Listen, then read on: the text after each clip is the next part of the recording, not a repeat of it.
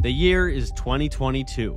Off-season drama actually began 2 weeks before Super Bowl 56, when Tom Brady retired, but he would reverse that decision 40 days later. Bruce Arians stepped down, Todd Bowles was promoted to head coach, and Brady was absent from training camp for 11 days, with minimal explanation as fans speculated on his marriage. He was set to become the oldest starting quarterback in NFL history. Aaron Rodgers was coming off back-to-back MVPs and signed a 3-year, $150 million extension. But Davante Adams, arguably the best receiver in football, was traded to the Las Vegas Raiders, as Green Bay placed their trust in Allen Lazard and rookie receiver Christian Watson. The Dolphins, too, took a home run swing at receiver. After questions about whether Tua Tagovailoa could even be an NFL starter after 2 poor years, Miami went all in, trading 5 draft picks to Kansas City for the most explosive weapon in football, Tyreek Hill. The move gave Tua a true number 1, but critics said he didn't even have the arm for Hill, who defended Tua, calling him the most accurate quarterback he's ever played with. And behind it all was first-year head coach Mike McDaniel, a 39-year-old Shanahan protege lacking the typical head coach persona, yet players instantly loved him. But the biggest trade of the offseason was Russell Wilson to Denver for a massive haul. The Broncos believed they were a quarterback away from Super Bowl contention. They hired Nathaniel Hackett and gave Wilson his own private office, his own personal staff, and $245 million. The gamble with the lowest approval rating, though, was taken by Cleveland. Despite more than 20 active civil lawsuits, the Browns hopped into bed with Deshaun Watson, trading 3 first-round picks and giving him the largest guaranteed deal in NFL history at $230 million. But the league suspended him for 11 games, making Jacoby Brissett the temporary starter. The Super Bowl champions also began to decay before ever playing a snap. The Rams struck gold in 2021, but Andrew Whitworth retired, Von Miller signed with Buffalo, Odell Beckham Jr. was still rehabbing a torn ACL unsigned, and Matthew Stafford spent the offseason recovering from a procedure on his throwing elbow. It seemed they'd cashed in all their chips last year and were about to pay the price. Elsewhere in the NFC, the Eagles leveled up. Jalen Hurts was doubted by countless analysts, but GM Howie Roseman surrounded him with one of the best rosters in the league and traded for A.J. Brown on draft night. So if Hurts could make the leap as a passer, they'd become one of the scariest teams in the NFL. In Cincinnati, 2020's number 1 pick Joe Burrow had already gone from torn ACL to Super Bowl appearance in 1 year, but many still believe their run was a fluke. The Bengals answered by rebuilding the entire offensive line through free agency, on a mission to make it back and win. But 2021's number 1 pick Trevor Lawrence had a rookie year from hell under Urban Meyer. So the Jaguars made getting him a real NFL coach priority number 1, hiring Super Bowl 52 champion Doug Peterson. However, the most delicate quarterback situation in the league was San Francisco's. Jimmy Garoppolo had just taken the 49ers to the NFC Championship, but Kyle Shanahan and John Lynch made it clear they needed to see what they had in 2021's number 3 overall pick Trey Lance. The front office failed to trade Jimmy G during the offseason. Eventually, Garoppolo agreed to a restructured deal as the backup, but it was not possible for the 49ers to be entirely sure about Lance. This video is sponsored by Mint Mobile. If you're anything like me, your phone bill has become one of those things that you just accept despite the fact that it annoys you mildly every single month. That's why I like Mint Mobile. They've reimagined wireless to be online rather than in stores with salespeople. You sign up from your couch and you're done.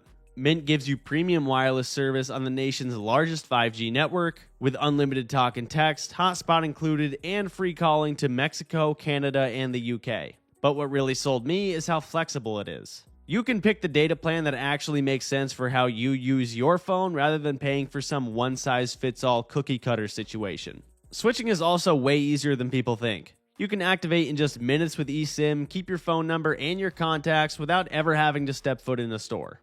And for a limited time this holiday season, you can get 50% off an unlimited premium wireless plan from Mint. Lock in Mint's lowest price of the year and pay just $15 a month for a 3, 6, or 12-month plan. Head to mintmobile.com to make the switch.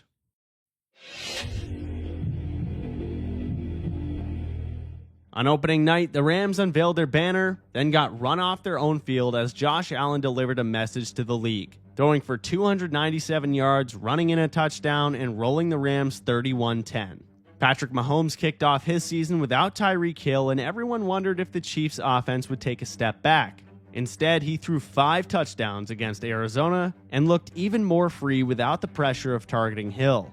But the first shocker came at Soldier Field, where in a monsoon, Trey Lance made his debut as the full-time starter for the heavily favored 49ers and flailed around in the mud. Lance went 13 for 28 in an upset loss, and 9 days later he shattered his ankle against Seattle. He would never start another game for the 49ers. And the Cowboys had a nightmare of their own. On Sunday Night Football, Tom Brady's Bucs beat them 19-3. But even worse, Dak Prescott broke his thumb, vaulting Cooper Rush into the starting role. Dallas seemed cooked, but Cooper Rush started winning. In Week 2, he upset the Bengals. After Week 5, Dallas was 4-1, prompting some crazy fans to call for them to stick with Rush even once Dak was healthy. But their rival Eagles defeated the Lions in a Week 1 shootout, then returned home and shut down the Vikings on Monday Night Football as Jalen Hurts looked very much like the franchise guy, erasing much of the doubt surrounding his passing ability. By the end of September, the Eagles were 4-0. Back in the AFC, Mike McDaniel's offense, built around motion, spacing, and timing, turned Tua from bust to star overnight. Tyreek Hill and Jalen Waddle gave Miami the league's best receiving duo, and in Week 2 against the Ravens, they entered the fourth quarter down 35-14, but Tua threw 4 touchdowns in 15 minutes, including 2 long ones to Hill, ending his day with 469 yards and 6 touchdowns. Miami pulled off one of the wildest comebacks in years, winning 42-38. They started 3-0, but just as they ascended, Tua's concussion saga became one of the most disturbing events of the season. After a scary stumble against Buffalo in Week 3, he was cleared to play 4 days later on Thursday night and suffered a brutal concussion against the Bengals that left him frozen on the turf in prime time for all to see. Miami's monster start spun into an ethical dilemma, and Tua wouldn't see the field again until late October.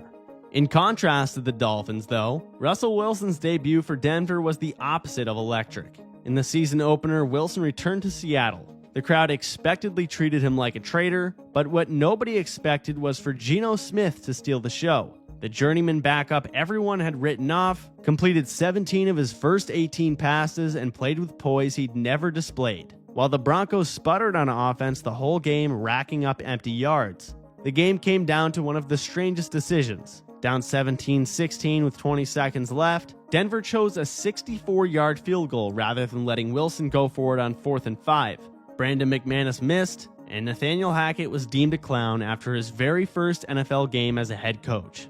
But as the Broncos spiraled, Mahomes and Justin Herbert delivered a gem. Yet the key play came from the Chiefs' defense. 7th-round rookie Jalen Watson picked off Herbert for a 99-yard touchdown. A reminder that Kansas City had playmakers on defense as well.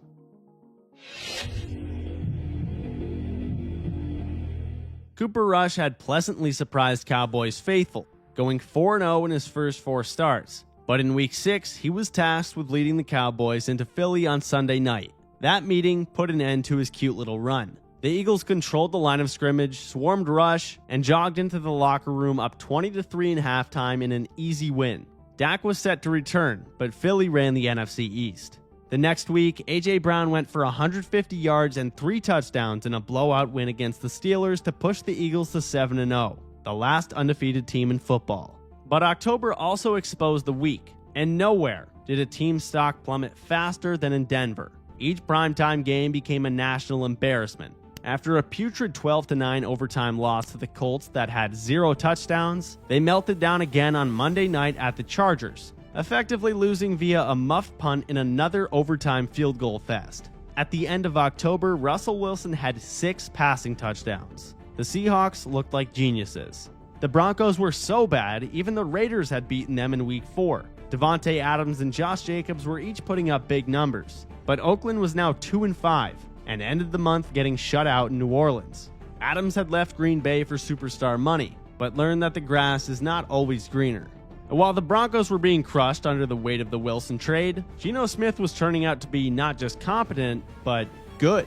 Through October, he led the entire league in completion percentage, ranked top 5 in passer rating, and completed deep shots to Tyler Lockett and DK Metcalf with consistency, despite fans expecting the magic to run out each and every week. And in their backfield, the rookie running back out of Michigan State, Kenneth Walker, exploded onto the scene after Rashad Penny went down. The Seahawks won 3 straight to close the month, including a convincing win over the Chargers where Walker ran for 167 yards and 2 scores. Seattle sat atop the NFC West, a division they were expected to finish dead last in.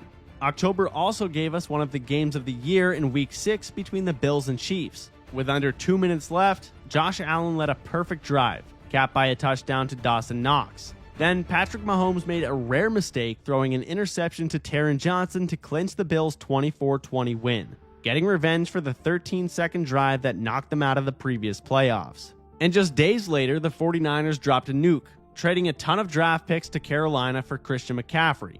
Kyle Shanahan had built elite offenses with backups and unknowns, but now he finally had his perfect chess piece. McCaffrey made a limited package debut in a loss to Kansas City just 2 days after the trade, but the next week he unloaded the full arsenal, throwing a touchdown, catching one, and rushing for another in Los Angeles. With Deebo Samuel, George Kittle, and Brandon Ayuk stretching defenses, McCaffrey made the offense a murderer's row.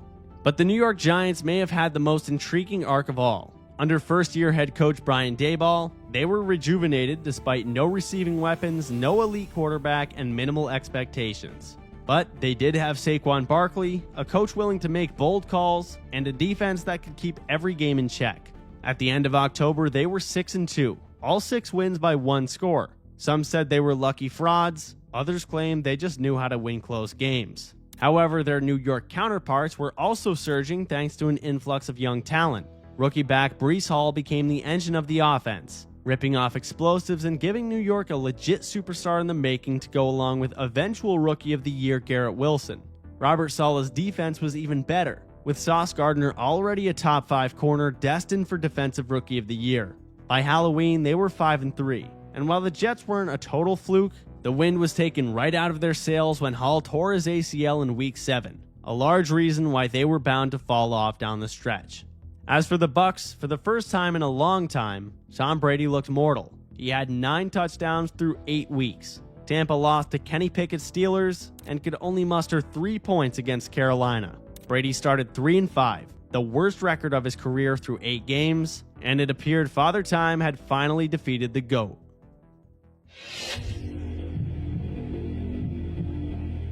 The beginning of November included one of the most head-scratching organizational decisions in modern NFL history.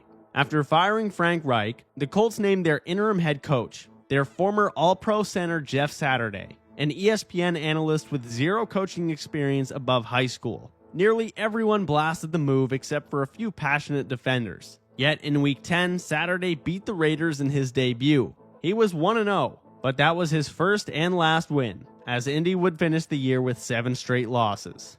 Meanwhile, Justin Fields was turning in some of the greatest rushing performances ever by QB. In Week 9 against Miami, he rumbled for 178 yards. A week later, 147 more against Detroit. Chicago was losing all these games, but Fields was must-watch. In the span of 3 weeks, he went from a struggling sophomore to a bit of a cheat code, at least in fantasy football. But at the same time Fields was running wild on the Lions, the Vikings and Bills were putting the finishing touches on a game so absurd it was instantly labeled an all-timer. Minnesota entered Buffalo as touchdown underdogs despite being 7-1. Late in the 4th, down 27-23, the Vikings facing 4th and 18, Kirk Cousins tossed a prayer into double coverage to Justin Jefferson, who elevated for a game-saving one-handed theft that was hard to comprehend even upon replay. A few plays later, Minnesota was at the goal line and appeared ready to take the lead, but Cousins was stuffed on 4th and goal. Game over. Or so everyone thought. On the very next play, Josh Allen fumbled a quarterback sneak in his own end zone. The Vikings fell on it for a touchdown, taking the lead in an unimaginable twist. But Buffalo wasn't done. Allen led a surgical final drive to force overtime. In OT, the Vikings kicked a field goal, and the game came down to Allen again. But this time, Patrick Peterson picked him off in the end zone to put a stop to the most insane 33-30 chaotic masterpiece once and for all. But the emotional high didn't last long. The Vikings returned home to host the Cowboys, and flopped in spectacular fashion. Micah Parsons wrecked the game on the first drive, strip-sacking Cousins. At halftime, it was 23-3, and Dallas coasted to a 40-3 victory. which kept their chances in the NFC East alive.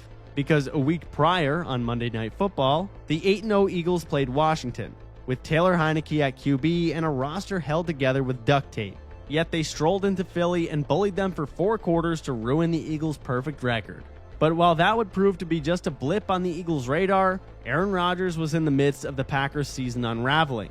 In Week 10, they lost their 5th straight, a game in which he threw 3 interceptions against Detroit, the first time Green Bay had lost 5 in a row since 2008. However, the Dolphins were trending in the other direction. Once Tua returned from his concussion, they reached ludicrous heights. Tyreek Hill was on pace for nearly 2,000 yards, with Jalen Waddle not far behind.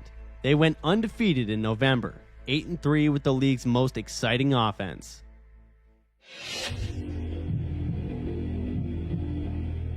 The 49ers had already lost Trey Lance. Then in Week 13, Jimmy Garoppolo broke his foot, and into the huddle walked Mr. Irrelevant of the 2022 draft, the last pick in the entire class. On December 4th, Brock Purdy replaced Jimmy G mid-game and didn't bat an eye, tossing 2 touchdowns to beat Miami. Week 14, he made his first start against Tom Brady and outplayed him, throwing another 2 touchdowns in a 35-7 win.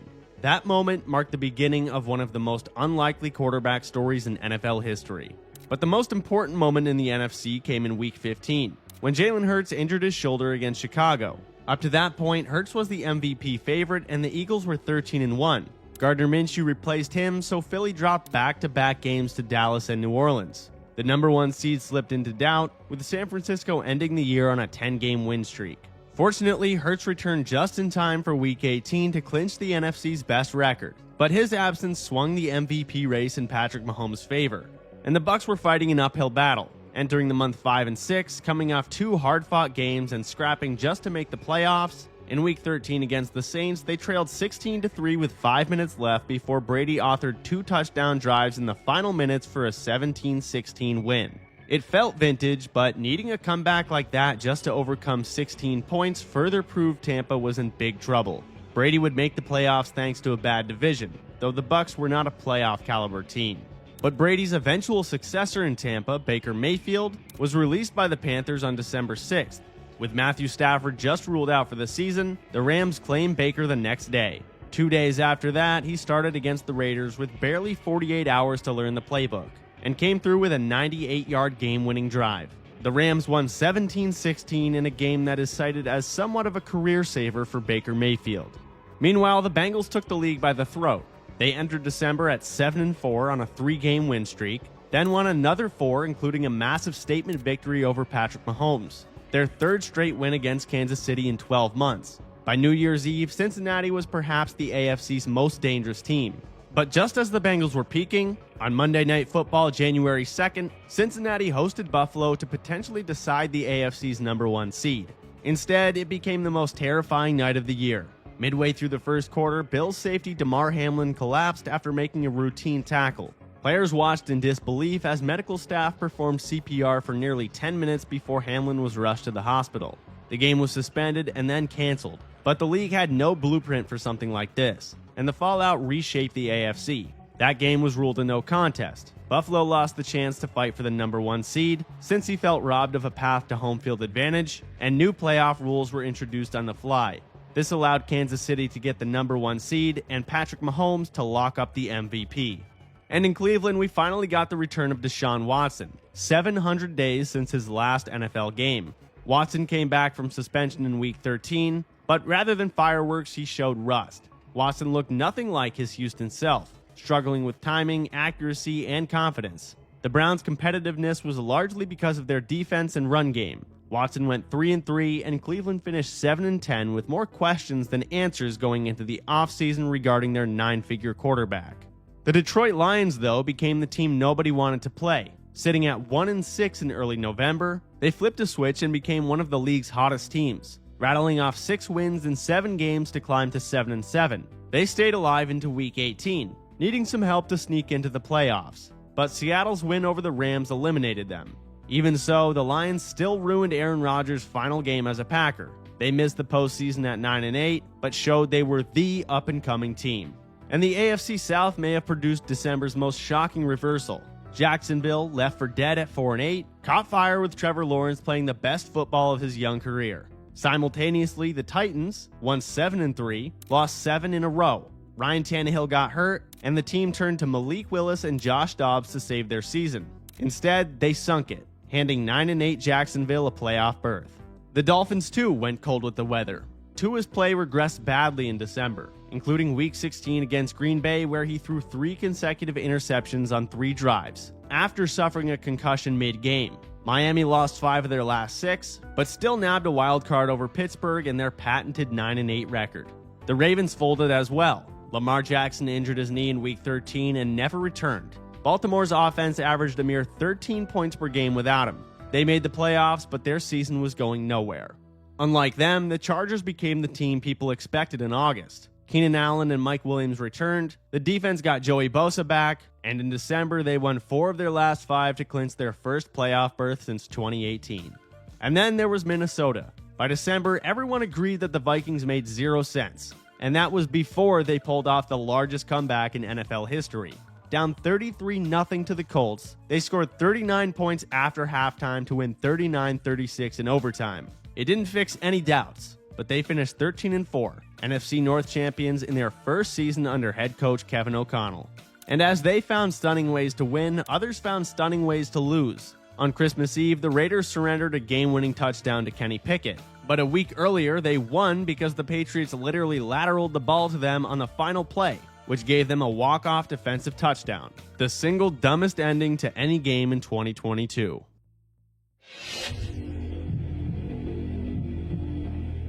In Brock Purdy's first ever playoff start, he kept the momentum going and eliminated Seattle 41-23, throwing for 332 yards and 3 touchdowns while running 1 in 2. Mr. Irrelevant had the makings of a franchise quarterback. The same could not have been said for Trevor Lawrence in the first half of his playoff debut, though, where he threw 4 interceptions and fell behind to the Chargers 27-0. Los Angeles was ready to comfortably advance until Lawrence threw 4 second-half touchdowns, and the Jaguars stormed back for a 31-30 win. In Minnesota, the Vikings stayed on brand with another one-score game, but this time they lost. Daniel Jones played one of the best games of his career, rushing for 78 yards and picking apart the Vikings defense in a 31-24 win. But no game better captured the chaos of Wild Card Weekend than Bills-Dolphins. What was supposed to be a walkover was anything but.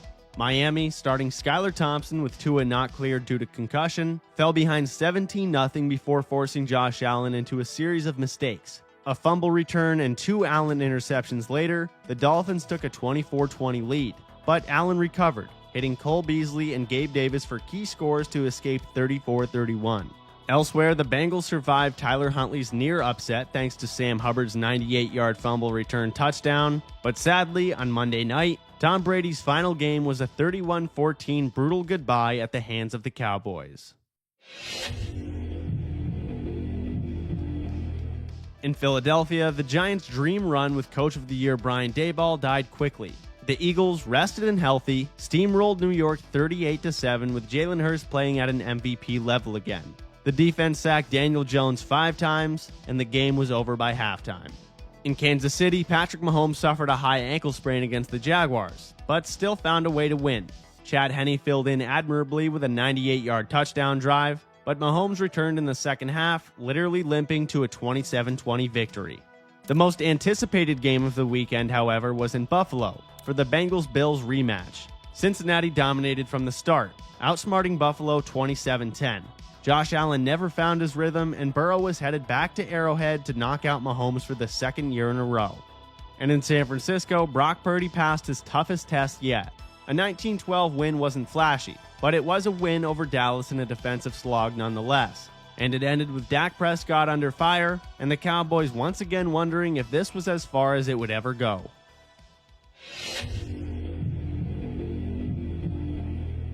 Championship Sunday featured 4 elite teams, but it didn't take long for the weekend to take a cruel turn. In Philadelphia, the 49ers' injury luck somehow got even worse. Brock Purdy took a hit on the arm during the first drive, tearing his UCL and essentially ending San Francisco's passing game.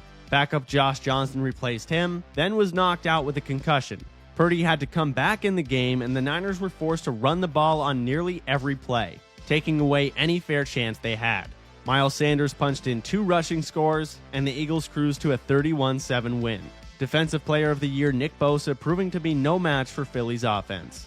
But in Kansas City, Mahomes and Burrow played in icy wins with Super Bowl stakes. With the Bengals' 3 straight wins over them, Arrowhead was tense. Mahomes played through his ankle injury, Burrow hung in despite relentless pressure, and the game entered the final minute tied, until Joseph Asai's late hit out of bounds on a Mahomes scramble gifted Kansas City 15 yards. Harrison Butker drilled the game-winning field goal, and the Chiefs broke the Burrowhead curse 23-20.